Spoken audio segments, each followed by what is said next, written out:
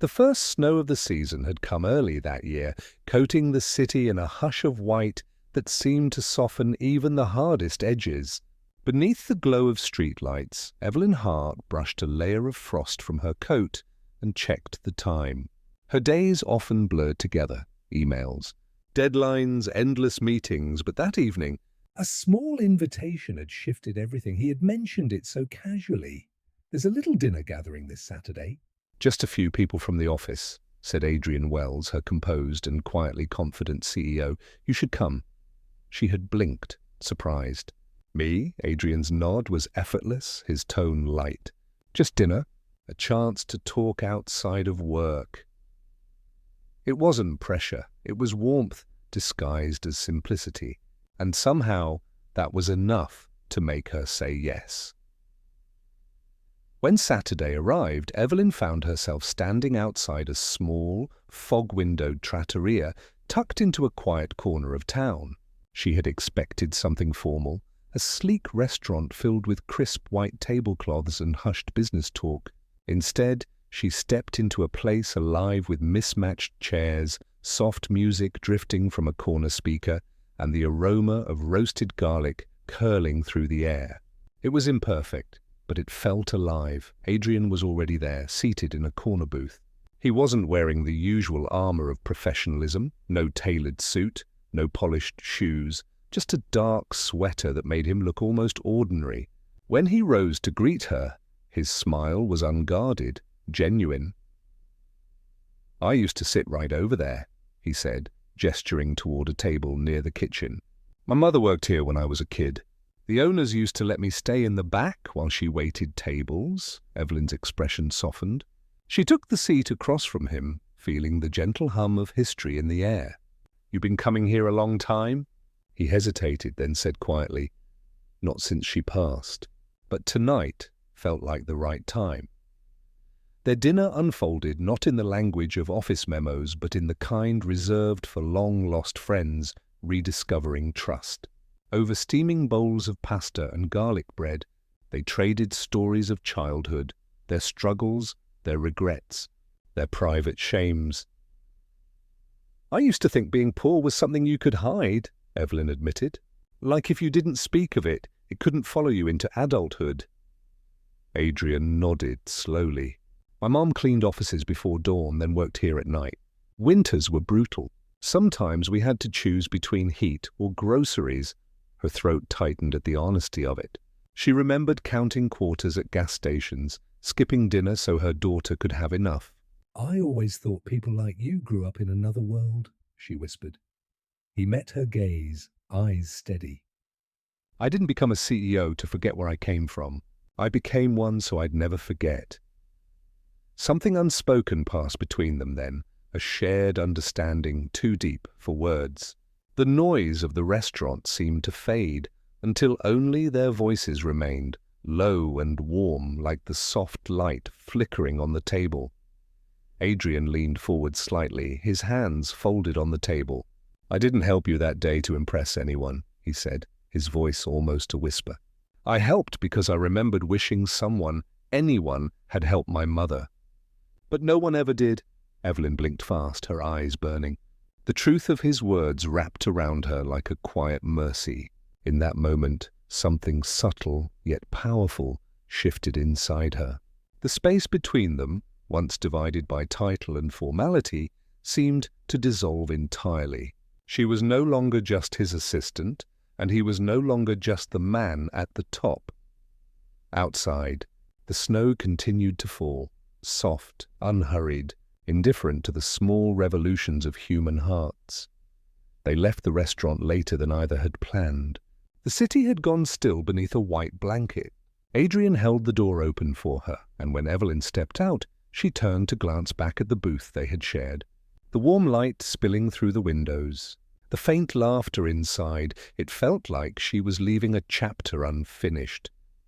As she walked into the night, the cold air bit at her cheeks, but for the first time in a long time, she didn't feel alone. She carried something invisible, yet certain, a fragile thread of connection that neither of them dared name. Over the next few weeks, that thread quietly grew stronger.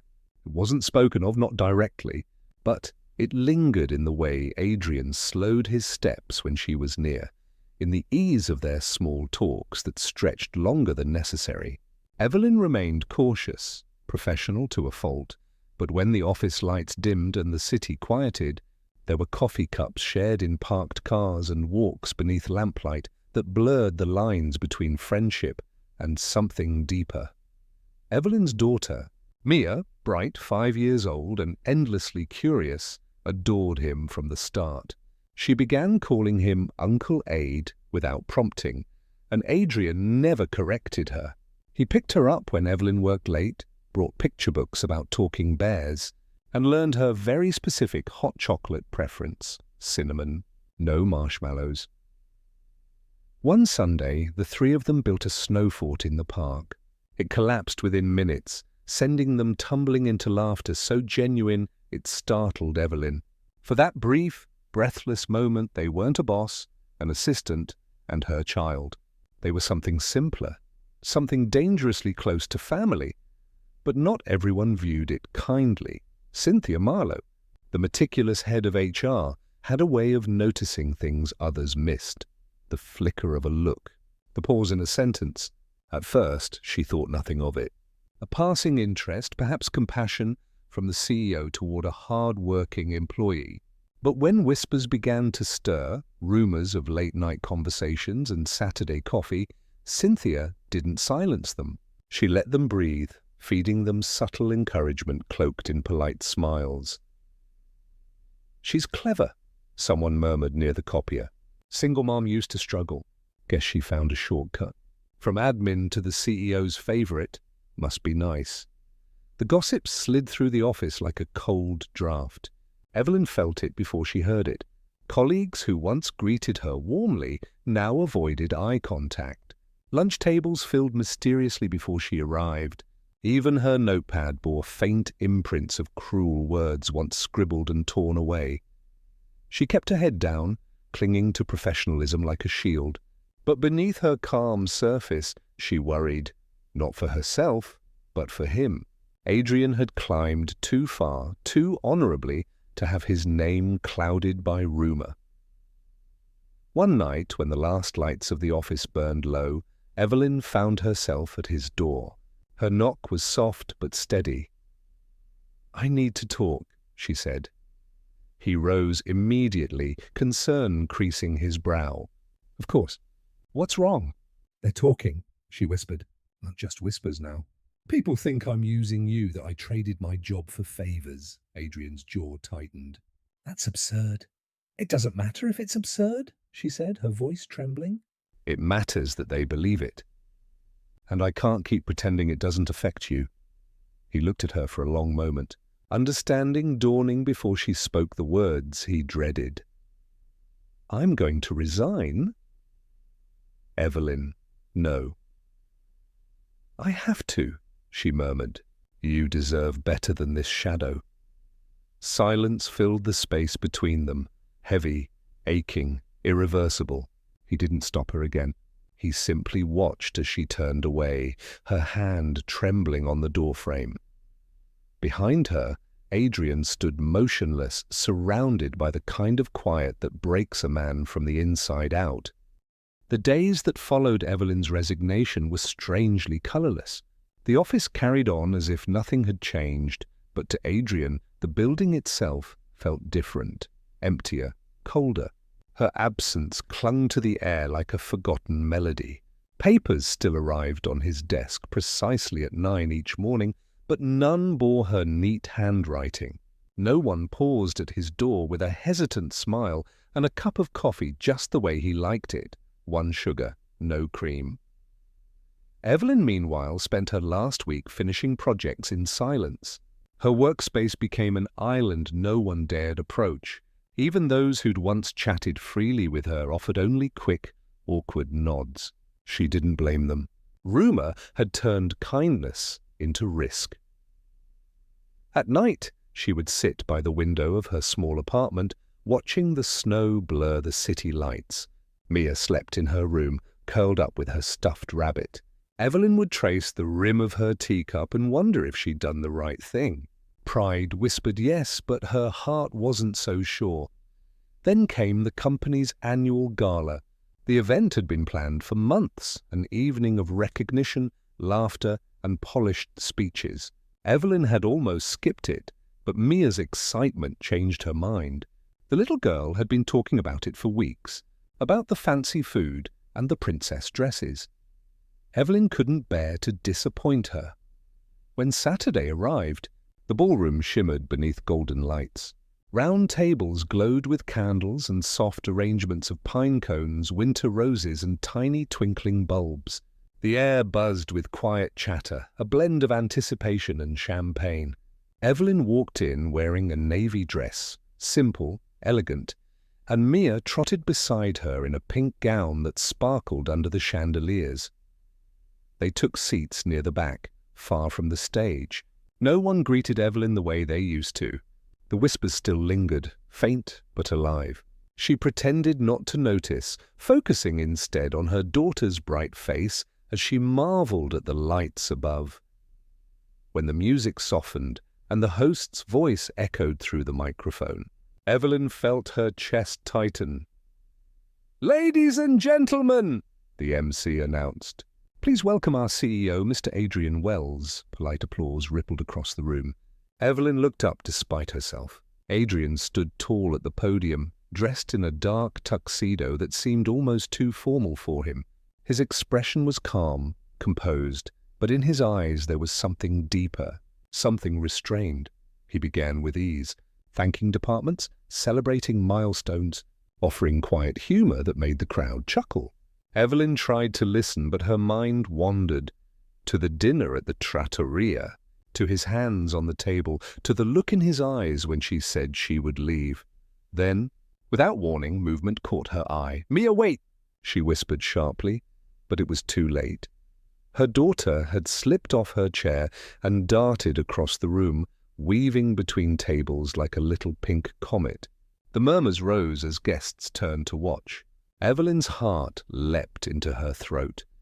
On stage, Adrian blinked in surprise as the child climbed the steps, her dress fluttering, cheeks flushed with determination. She tugged gently on the hem of his jacket until he leaned down. Then, reaching for the microphone, she said, clear as crystal, "This is the Superman who fixed the car for Mom and me. Mom and I miss him so much." For a breathless second, the room froze. The string quartet stopped, mid-note. The murmur of the crowd vanished. All that existed was the small figure in pink and the man beside her, caught between disbelief and tenderness. Evelyn sat motionless, heat flooding her face, every muscle locked in place. She wanted to stand, to pull her daughter back, to undo what had just unfolded, but she couldn't move. Adrian didn't speak immediately. He knelt beside Mia, his hand resting lightly on her shoulder. The silence stretched raw and fragile. Then he stood again, keeping her small hand in his, and turned to the microphone. "And that," he said softly, "is the little girl who reminded me why we're here, to be kind, even when no one's watching." It was a simple sentence, but it broke the silence like dawn breaking the dark. Applause began, tentative at first, then rising, wave upon wave until the entire ballroom filled with it. Evelyn blinked through tears she could no longer hold back. On stage, Mia grinned proudly, waving to the crowd as if she had done something perfectly ordinary. Something shifted that night. It wasn't grand or loud, but it was real. The whispers died. Where judgment had lived, understanding began to grow. By morning, the moment had become legend. Someone had recorded the scene on their phone, grainy, shaky footage that spread through the company like wildfire. In the clip, Mia's small voice rang clear, pure as truth itself. And when Adrian spoke his quiet line about kindness, something in every listener softened. Messages filled the internal company feed, first cautious, then warm. People shared the clip, added hearts, kind words, apologies in disguise. "She's stronger than any of us realized," one colleague wrote. Another, Maybe we were wrong about her? Evelyn read them all in silence. It wasn't vindication she felt, but release. 2 days later, the board of directors called a meeting. There were concerns, naturally, rumors, reputations, propriety. But after reviewing every detail, the conclusion was clear. Adrian Wells had done nothing unethical. There was no favoritism, no impropriety, no breach of trust. If anything, he had shown restraint that few in his position would have managed. The real storm, however, turned toward Cynthia Marlowe. Employees came forward with screenshots, emails, whispered recollections. The puzzle fit together easily now. Cynthia's quiet manipulation, her carefully placed remarks, her subtle nudges, it all came to light. The board's reprimand was sharp and public. Her authority, once unquestioned, began to crumble beneath the weight of her own bitterness. As for Evelyn, she returned to work the following Monday. Not as the topic of gossip, but as herself. People greeted her now, some hesitantly, others with genuine regret. She smiled back, accepting their words but guarding her heart. Trust, she knew, would take time to rebuild. That evening, as she packed up to leave, she found an envelope on her desk. Inside was a note, written in a familiar, steady hand. Some bridges don't need rebuilding. They just need the courage to cross again. AW, she stared at it for a long time, before tucking it into her bag. Outside, the first hints of spring rain were melting the last of the snow. She stood for a moment beneath the streetlight, breathing in the cool air, and wondered if courage would ever feel as simple as those words made it sound. She didn't know then that her answer would come sooner than she thought. 3 nights after the gala, the city was quiet again. The streets shimmered with the sheen of melting snow, and the hum of traffic sounded distant, softened by fog. Inside her small apartment, Evelyn stood in the kitchen washing the last of the dinner dishes. The scent of warm soup still lingered, faint traces of thyme and garlic floating through the air. Mia had fallen asleep on the couch, her little hand clutching the worn ear of her stuffed rabbit. The glow from the lamp painted her face in soft gold. Evelyn paused to look at her daughter, feeling both pride and ache. Everything she did was for that little girl, for stability, for warmth, for the chance at a life she never had. She dried her hands and glanced at the clock. It was late. The world outside was quiet except for the rhythmic tap of sleet against the window. She was just about to turn off the lights when a knock came at the door.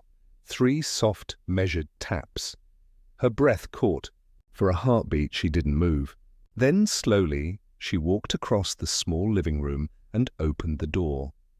Adrian Wells stood there, not in his usual pressed suit, not with the poise of a man who led hundreds of people each day, but simply as himself, wearing a grey coat, snow clinging to his shoulders, and a look in his eyes that was both nervous and certain. "Hi," he said quietly. Evelyn's fingers tightened on the edge of the door. "Adrian?" she breathed, half surprised, half afraid of what his presence might mean. He smiled faintly, the kind that spoke of exhaustion and resolve. "I wasn't sure if you'd still be awake. I was just finishing up." She stepped aside instinctively. "Come in." He crossed the threshold slowly as though entering sacred ground. The apartment was small but warm, the faint hum of the heater, the faint buzz of fairy lights wrapped along the window. He took it in with a quiet reverence, as though he'd stepped into a memory he wanted to keep. "I didn't come here for work," he began, his voice low. "I've said a lot of things these past few months, some too carefully, some not at all. But this time, I want to say what I really mean." Evelyn stood still, hands clasped tightly in front of her. "Adrian," he shook his head gently. "Let me finish." He took a slow step closer, his eyes never leaving hers. "This isn't about a kind gesture or that dinner at the restaurant. It isn't even about the day I helped fix your car." His tone softened. It's about something I didn't expect to find again, something that feels like home. Her breath hitched. She looked down, blinking hard. You don't have to say this. I want to, he said simply. I want to be there when Mia wakes up too early asking for pancakes. I want to stand beside you when things get hard and when they're beautiful. I want a life with you, not out of charity, out of choice. For a long moment neither spoke. The hum of the heater filled the silence between them, steady as a heartbeat. Evelyn felt her throat tighten. Her eyes shimmered, but she tried to steady her voice. You deserve someone who isn't complicated, someone who doesn't come with a child, with bills, with baggage. He smiled, stepping closer. Evelyn, the only thing I deserve is something real, and that's you, her resolve crumbled. The tears she'd been holding back slipped free, warm against her cold skin. She didn't speak again. She simply stepped into his arms. He caught her instantly, holding her as though he'd been waiting his whole life for that single embrace. The tension in her shoulders melted. The fear that had kept her heart guarded finally let go. For the first time in years, she felt the safety of belonging. Outside, snow had begun to fall again, slow, deliberate flakes that drifted through the amber glow of the streetlight. Inside, wrapped in his arms, Evelyn felt the quiet miracle of warmth returning to a place that had long gone cold. When they finally pulled apart, she managed a faint, tearful laugh. You picked a dramatic night to say all this, Adrian chuckled softly. You think I planned the snow? She smiled, shaking her head. No, but it suits you. He reached up, brushing a strand of hair from her face. I'll take that as a compliment. They stood there for a while, saying nothing, the air between them soft and electric all at once. Later, when Adrian left, he promised to come by in the morning to help with breakfast, to read Mia her favorite story. Evelyn nodded, though part of her still feared she might wake up and find it all a dream. But when morning came, he was there, on her doorstep again, a paper bag in one hand and a carton of strawberries in the other. Pancakes, he said with a grin.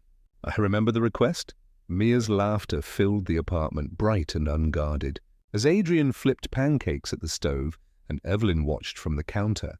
She felt something new bloom inside her, not the fragile hope she'd clung to before, but a steady, living joy.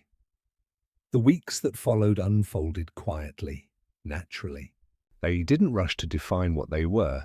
They didn't announce anything to the world. It was enough to exist in shared moments.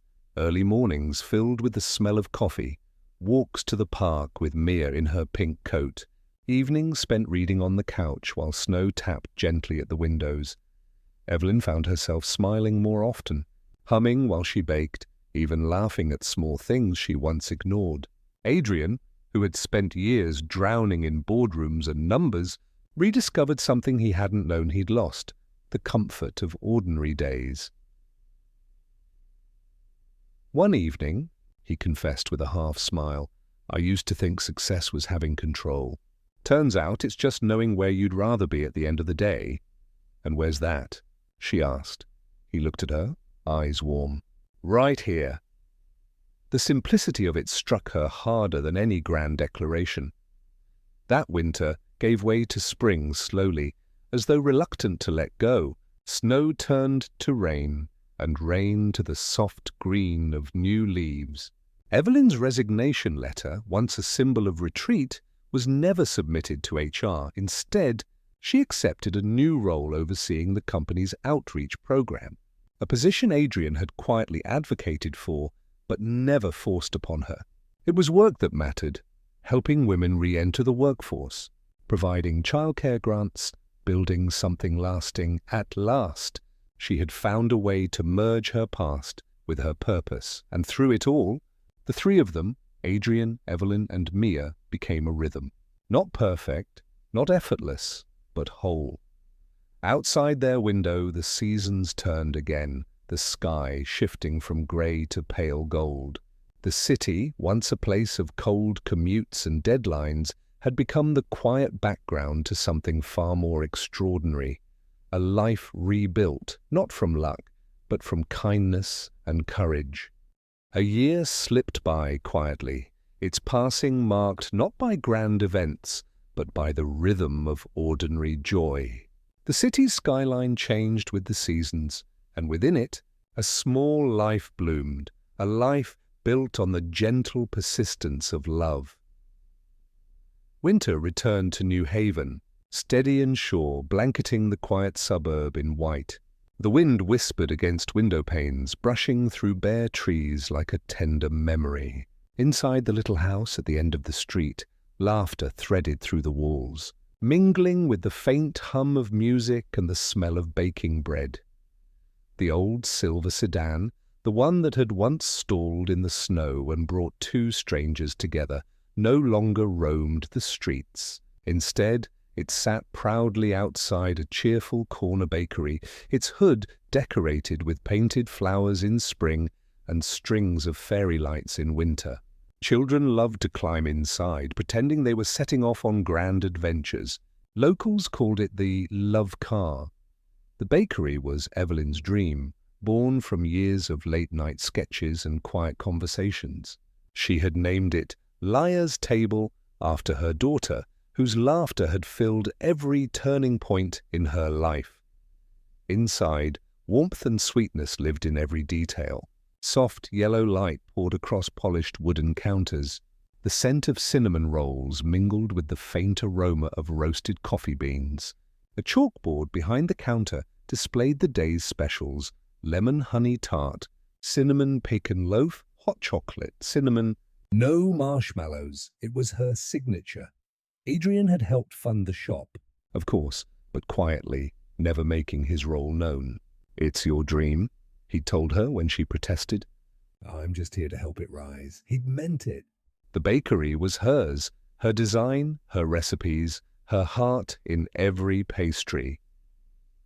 On most mornings she opened before dawn, tying her apron with practiced ease as the smell of butter filled the air. Sometimes Adrian joined her, still in his dress shirt, sleeves rolled up as he kneaded dough with surprising skill. He wasn't the polished CEO then. He was just a man dusted with flour, laughing when she teased him about his uneven rolls. Mia, now 6, was the bakery's honorary mascot. She sat on a stool behind the counter, drawing pictures of cakes with crayon while greeting customers with bright, "Welcome to Liar's Table." Her pink dress was often dusted with sugar. Her cheeks flushed with pride whenever someone complimented the pastries her mother made. For Evelyn, every day was a reminder of how far they had come, from nights of uncertainty and exhaustion to mornings filled with purpose and peace. It wasn't all easy. Some days the ovens misbehaved, deliveries ran late, or exhaustion threatened to pull her back into old fears. But whenever doubt crept in, Adrian was there, hands steady on her shoulders, his voice calm. "You built this," he'd remind her. "Don't forget it." And she didn't, not anymore. Outside, the community began to take notice. People came not only for the food, but for the feeling that lingered in the air. Liar's Table became more than a bakery. It was a refuge. Students studied there for hours, old couples shared afternoon tea, parents brought their children to watch muffins rise through the glass of the display oven. On the wall hung a framed photo taken by a local reporter. Evelyn and Adrian standing behind the counter, flour on their hands, smiling as Mia waved a rolling pin in the air. Beneath the picture, in delicate cursive, were the words, "Kindness is the recipe that never fails." Sometimes, when the rush died down and the quiet returned, Evelyn would sit by the window with her cup of tea, watching snow drift past the glass. The world outside still carried its sharp edges, but within the bakery's walls, she had found something sacred, an everyday kind of grace. Adrian often stopped by after work, loosening his tie as he entered. "How's business today?" he'd ask, already knowing the answer from the crumbs on the counter. "Busy?" she'd say, feigning exasperation. Your daughter ate half the display again, he'd grin. A good sign. Quality control. She'd laugh, shaking her head. You spoil her? That's the point, he'd reply easily, leaning in to kiss her forehead. Later, when the doors were locked and the lights dimmed, they'd walk home together under the streetlights, their hands brushing, snow crunching softly beneath their boots. It wasn't the kind of romance that demanded attention. It was quiet, steady, rooted in trust and shared history. At home, the evening rituals began. Mia's laughter echoed through the halls as she recited stories from her picture books, the same ones Adrian had once brought her years ago. The little girl had grown bolder, more confident, still wearing the patched wool gloves he had given her long ago. She refused to part with them, calling them her magic gloves. One afternoon she burst through the bakery's door, coat unbuttoned, cheeks flushed from the cold. "Mama, Papa!" she shouted, her voice bright and certain. Evelyn froze for a moment. It wasn't the first time Mia had said it, but somehow this time felt different. She met Adrian's gaze. He smiled softly, eyes glimmering with something that needed no words. The bakery's bell jingled as customers turned to smile, catching the moment like a spark of warmth on a winter day. That night, after Mia had fallen asleep, Evelyn and Adrian sat together by the window. The snow outside glittered under the moonlight, and the soft crackle of the fireplace filled the quiet. "She called you Papa again," Evelyn said gently, her fingers tracing the rim of her teacup. He smiled faintly. "I heard. Does it feel strange?" "No," he said, turning toward her. "It feels right." She looked at him for a long time, then nodded, emotion thick in her throat. "You've changed her life." He reached for her hand, curling his fingers through hers. She changed mine first. The fire popped softly, filling the silence that followed. Outside, the sign of Liar's Table swayed gently in the winter wind, its painted letters catching the light from the street. The scent of cinnamon and sugar lingered faintly in the air, mingling with the sound of distant laughter. In that moment, Evelyn realized something profound. Love had never been about grand gestures or sweeping promises. It had always lived here, in the warmth of a small bakery, in a child's laughter, in the quiet certainty of two people who had chosen to stay. And as the snow continued to fall, covering the world in white, the little family inside the golden-lit bakery found that they no longer feared the cold. Spring came softly that year. It didn't arrive in fanfare, but in the small, tender ways only those who have endured winter truly notice. The drip of melting snow from the eaves, the first crocus pushing through the thaw, the way sunlight lingered a little longer on the windowsill. For Evelyn, the change came not only in the world outside, but in herself. The woman who had once carried fear like armor now carried hope. Her days were full, early mornings at the bakery, afternoons helping Mia with her reading, evenings spent in quiet contentment beside Adrian. It was the kind of life she once thought belonged to other people. One morning, she woke before dawn, as she always did. The house was still, blanketed in soft grey light. She slipped from bed, careful not to wake Adrian, and padded barefoot to the kitchen. The kettle hummed to life as she stirred flour and butter together for pastry dough. The rhythmic sound soothed her, the heartbeat of her new world. A few minutes later, she heard footsteps behind her. "You're up early," came his sleepy voice. She smiled without turning. "Habit." He wrapped his arms around her waist, chin resting on her shoulder. "You never really stop working, do you?" "This isn't work," she murmured. "It's peace." He kissed the side of her neck softly. "Then I won't argue." They stood that way for a while, quiet, the kind of quiet that didn't need to be filled. Outside, the first light of morning spilled across the snow-speckled yard. It was a moment Evelyn wanted to keep forever. By 7, Mia was awake, bounding into the kitchen in her pink pajamas. "Pancakes?" she declared. "Of course," Adrian said, sweeping her into his arms. "But only if you help," she nodded seriously. "I'll stir." Together, the three of them made breakfast, the scent of vanilla and butter filling the air. When they finally sat down to eat, Mia's laughter echoed off the walls. Adrian leaned back, watching them with a look Evelyn recognized, something deeper than joy. Gratitude. After breakfast, he lingered at the table, coffee cup in hand. "You know," he began, "there's something I've been meaning to ask you." Evelyn looked up, wary but smiling. "That sounds serious?" "Maybe." He reached into his pocket, pulled out a folded sheet of paper, and slid it across the table. She frowned. "What's this?" "Read it." She unfolded the paper and froze.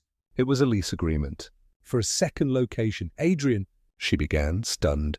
He smiled. "There's an empty storefront 2 blocks from the hospital. Good location, perfect morning traffic." I thought, well, we could expand. "Liar's Table, downtown." Her breath caught.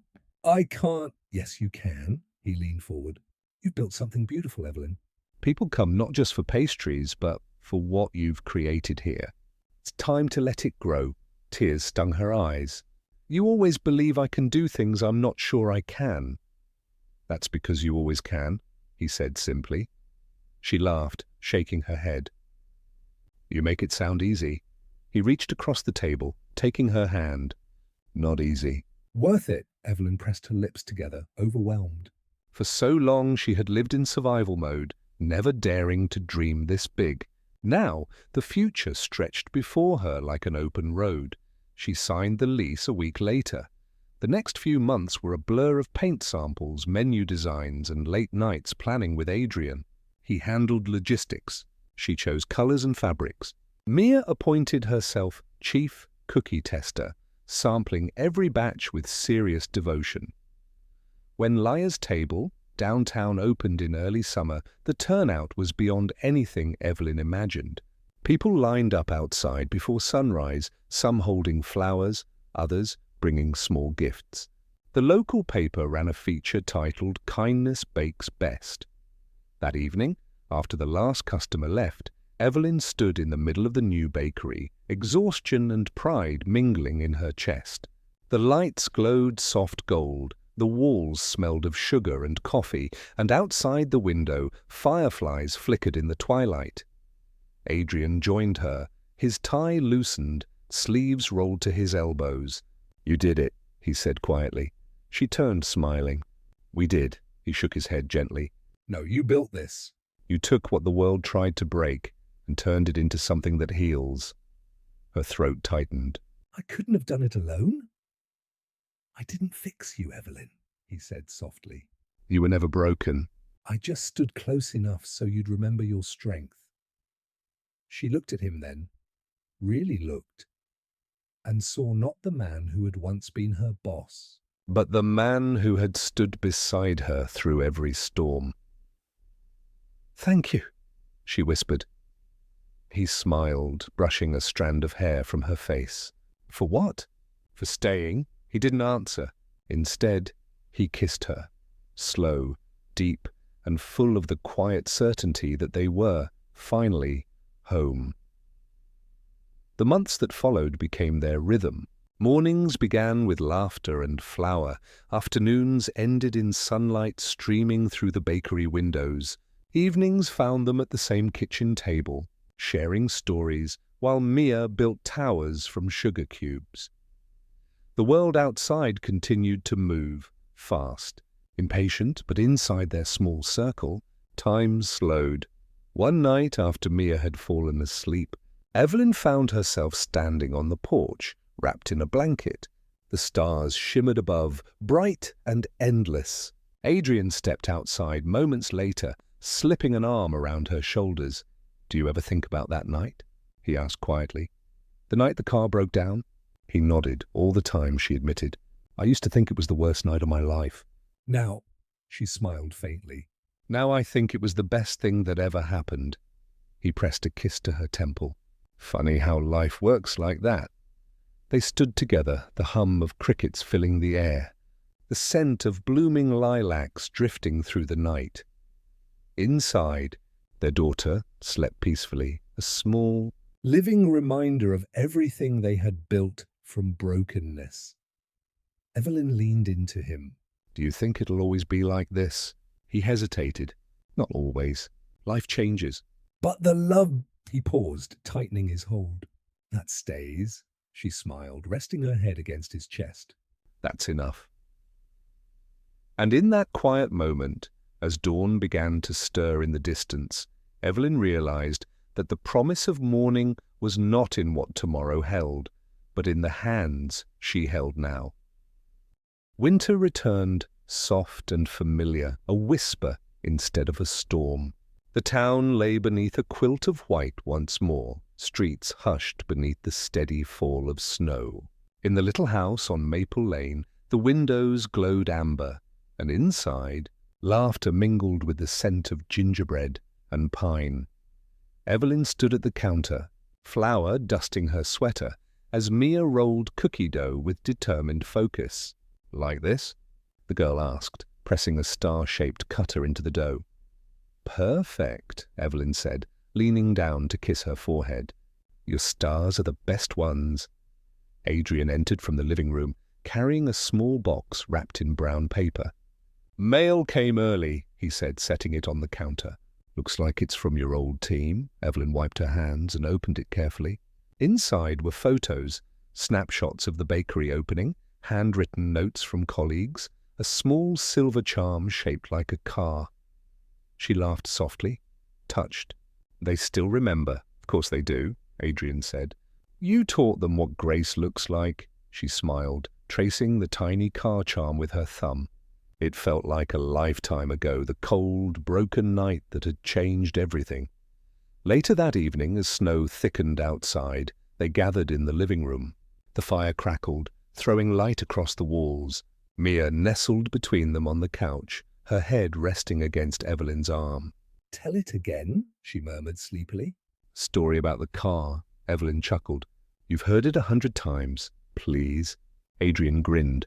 All right, one more time, he began, his voice gentle. Once upon a snowy night, a tired car broke down on the side of a long, empty road. Inside were a mother and her little girl, both scared and cold. But then, out of the darkness, a man stopped to help. Mia's eyes fluttered open. The man was Superman, she said drowsily. Evelyn laughed softly. Maybe not Superman. Just someone kind. Adrian looked at her, his smile tender. Sometimes that's the same thing. They sat in silence after that, the kind that feels full, not empty. Outside, snow kept falling, covering the past in soft forgiveness. When Mia finally drifted to sleep, Evelyn carried her upstairs and tucked her into bed, pulling the blanket up to her chin. The little girl's hand still clutched the stuffed bear Adrian had given her years ago. Evelyn brushed a strand of hair from her face, whispering, "Sweet dreams, my heart." Downstairs, Adrian had turned off the lights, leaving only the glow from the fire. He looked up as she returned, eyes warm. She'll never let that story go, he said. I hope she doesn't, Evelyn replied, settling beside him. It's part of who we are. He reached for her hand. You ever think about what would have happened if I hadn't stopped that night? She smiled faintly. You would have fixed someone else's car. And maybe I'd still be waiting for someone to see me. He pulled her close. I think fate had a different idea. They stayed there for a long while, watching the snow fall beyond the window, its flakes glimmering like tiny stars. As the fire dimmed, Evelyn's thoughts drifted. She remembered the first bakery morning, the scent of fresh bread mingling with dawn. She remembered the first time she saw Adrian outside of work, the warmth of his smile. She remembered the hurt, the rumors, the courage it took to stay true. Every piece of it, every hardship, every fragile moment had built the life she now held. Later, she rose quietly and walked to the window. Outside, the old silver sedan sat beneath a soft blanket of snow, fairy lights twinkling faintly around its frame. The love car, the children still called it. She smiled at the memory of the laughter that name had sparked. Adrian joined her, wrapping an arm around her shoulders. "Still shining?" he said. "Always," she replied. They stood together, gazing out at the street where it had all begun. The night was silent, except for the soft sigh of falling snow. Adrian's voice was low when he spoke. "You know, I've learned something about love." Evelyn turned toward him. "What's that?" He smiled faintly. "It doesn't arrive like a storm. It's not loud or demanding. "It just shows up, quiet, patient, and waits for you to be ready." Her eyes glistened. "And when you are?" He squeezed her hand. "Then it never leaves." Outside, the snow thickened, wrapping the world in peace. Inside, warmth and laughter lingered, steady and enduring. The years ahead would bring change, new stores, new challenges, new seasons, but the heart of it all would remain a home built on kindness, on small, unspoken promises kept through every winter. Evelyn leaned her head against his shoulder, her voice soft. "Do you ever miss the city?" "Sometimes," he said honestly. "But nothing there ever felt like this." She smiled, content. "Then we're right where we should be." The fire crackled once more, throwing sparks that danced briefly before fading. In that glow, Evelyn thought of the girl she once was, tired, afraid, standing beside a broken car on a dark road. And she thought of the woman she had become, strong, loved, unafraid to hope. Life, she realized, had not given her perfection. It had given her grace. Adrian kissed her temple. "Come to bed," he whispered. "In a minute," she murmured, eyes still on the falling snow. "I just want to remember this," he smiled. "You will." She did. And as the night settled deep and still, the last snow of the season fell over the little house, over the bakery down the street, over the car that had started it all. Each flake a quiet promise that love, once found, could weather any storm. In that silence, something eternal stirred, the kind of peace that doesn't fade when the fire dies or the morning comes. It was the peace of home, the peace of love that had been fought for, earned and kept. And when the dawn finally rose over Maple Lane, the world glowed gold and new again.